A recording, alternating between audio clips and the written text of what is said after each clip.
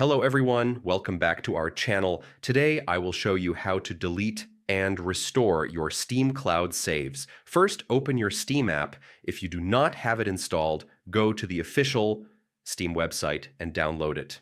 Next, log into your account using your username and password. Click Steam in the top left corner and select Settings from the drop-down menu.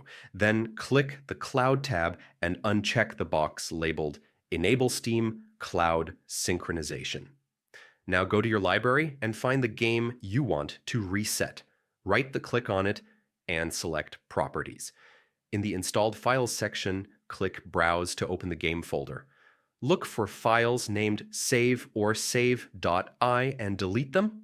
This removes your local save files and disconnects them from the cloud. Return to the Steam menu, go back to Settings, and recheck the box to re-enable Steam Cloud synchronization. Exit Steam and restart your computer. Once rebooted, open Steam again and log in. Go to your library, right-click the same game, choose Properties, and confirm that Steam Cloud is enabled in the General tab. And that is it. Thanks for watching. Do not forget to subscribe to our channel, and I will see you in the next video.